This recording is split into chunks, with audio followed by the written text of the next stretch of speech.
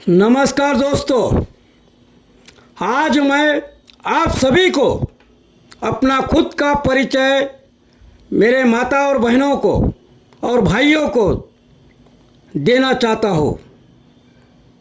मेरा खुद का परिचय, मेरा नाम, जन्म नाम दिलीप है, लेकिन सामाजिक संगठन में काम करते हुए जो जनता ने मुझे जिस नाम से पुकारा है वो कोसारे महाराज के नाम से पुकारा है। आज मेरा निक नेम कोसारे महाराज के नाम से पूरे जगत में प्रसिद्ध हुआ है। और वो किस वजह से प्रसिद्ध हुआ है, इसका मैं आपको अपना खुद का परिचय आपको देना चाहता हूँ। 1995 में मुझे एक टेलीकम्युनिकेशन डिपार्टमेंट में, जिसको हम आज BSNL कहते हैं, 2000 के बाद 2000 में BSNL हुआ, लेकिन जो मुझे नौकरी लगी वो टेलीकम्युनिकेशन में लगी। तो 1995 में मुझे नौकरी लगी, तो मैं 1995 से 2020 तक मैं कार्यरत था। उसके बाद 5 साल पूर्व मैं VRS लेकर अभी सामाजिक संगठन और राजकीय संगठन, इसका कार्यभार को आगे बढ़ाने का कार्य मैं आज कर रहा हूँ। मेरी जो संस्था जो स्थापित की है सामाजिक संगठन, वो 2002 में स्थापित की गई थी, जिसका नाम मानव हित कल्याण सेवा संस्था है। मैं उसका संस्थापक हूँ और एक राष्ट्रीय अध्यक्ष हूँ। तो इसी नाते से पूरे राज्य भर में मानव हित कल्याण सेवा संस्था का कार्यभार जारी है। अभी जहां वहां से पिछले लोकसभा में हमने फॉर्म भरा था, लेकिन किसी शुल्क कारणों से हमारा फॉर्म रिजेक्ट हो चुका था। चलो कोई बात नहीं। अभी इधर उधर से राष्ट्रीय जनता दल महाराष्ट्र का काम मुझे सौंपा गया, जिसका मुझे पद महाराष्ट्र का महासचिव हमारे माननीय विजय खंडारे साहब एक प्रदेश अध्यक्ष है, जिन्होंने ये मुझे कमान संभालने के लिए, महाराष्ट्र की कमान संभालने के लिए मुझे ये पद दिया गया। अभी फिलहाल जो मैं काम कर रहा हूँ वो राष्ट्रीय जनता दल में काम कर रहा हूँ। महासचिव महाराष्ट्र का होने के नाते से अभी मेरा काम महाराष्ट्र में जारी है। तो दिनांक 16/8/2024 को राष्ट्रीय जनता दल महाराष्ट्र के सारे पदाधिकारी और नेतागण छत्रपति संभाजी नगर औरंगाबाद सुबेदारी गेस्ट हाउस में महाराष्ट्र प्रदेश कार्यकारिणी कोर टीम की बैठक संपन्न हुई। बैठक में उत्तर महाराष्ट्र, विदर्भ, मराठवाड़ा तथा मुंबई के सदस्यगण उपस्थित हुए। बैठक में चर्चा हुई। पहली जो चर्चा हुई, पार्टी विस्तार सदस्यता पंजीकरण। दूसरी जो चर्चा हुई किसानों या जनता की समस्या। तीसरी जो चर्चा हुई आरक्षण विधेयक। चौथी जो चर्चा हुई विधानसभा चुनाव 2024 का। पांचवी जो चर्चा हुई नेता प्रतिपक्ष माननीय तेजस्वी यादव जी का महाराष्ट्र दौरा। इन विषय पर चर्चा हुई और सर्वसम्मति से निर्णय लिए गए।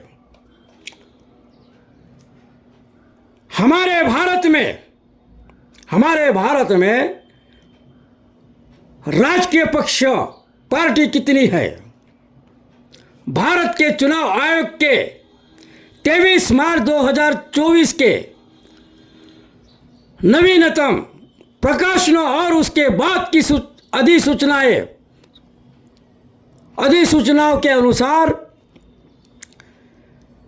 6 राष्ट्रीय दल, 57 राज्य दल और 2764 गैर मान्यता प्राप्त दल है। उसमें से हमारी नेशनलिस्ट पार्टी राष्ट्रीय Janata Dal, national peoples party एक भारतीय राजनीतिक दल है जो बिहार, झारखंड और केरल राज्यों में स्थित है। पार्टी की स्थापना 5 जुलाई 1997 में श्री जगदानंद सिंह और लालू प्रसाद यादव जी ने स्थापना की। इस पार्टी की बिहार में तीन बार सरकार बन चुकी है। अभी पिछले 2024 के लोकसभा में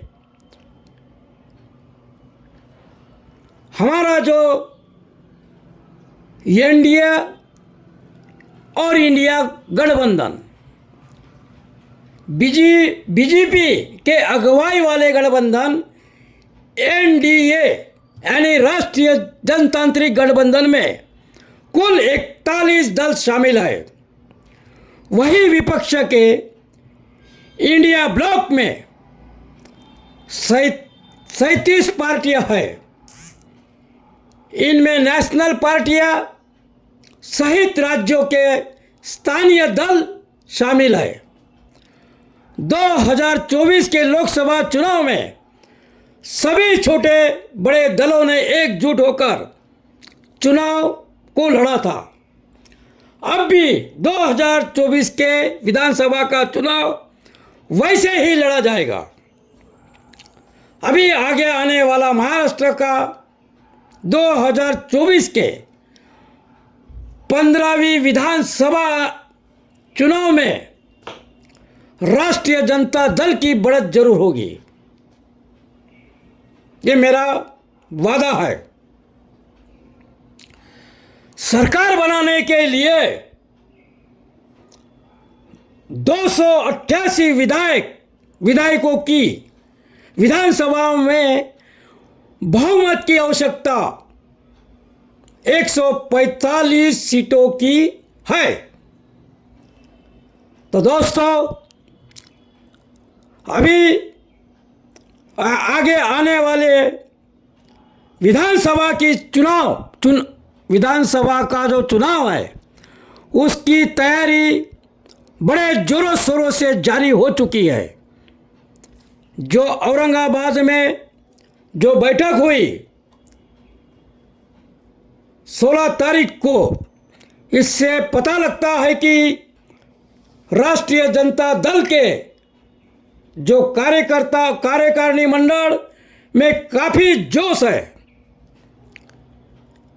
अभी जोश किस वजह से है, किस वजह से नहीं, सारे जनता की डिमांड है कि महंगाई बहुत बढ़ गई है और बेरोजगारी भी काफ़ी बढ़ गई है।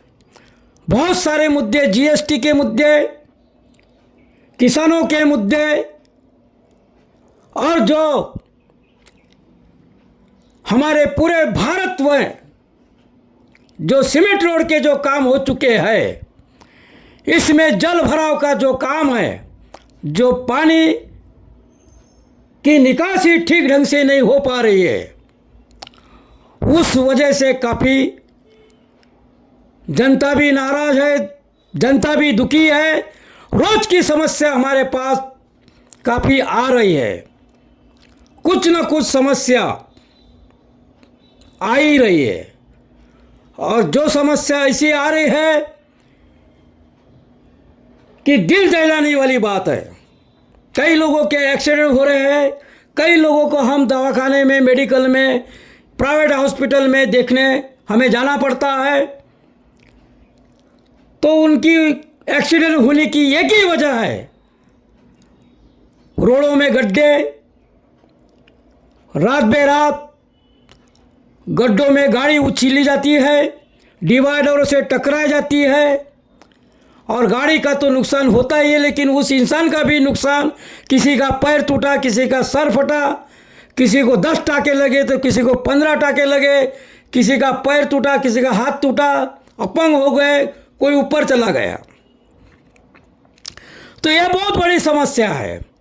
अब आपको जितना बताए उतनी समस्या सारी ज़िंदगी भर बताते जाएंगे तो ये ख़त्म होने वाली नहीं है।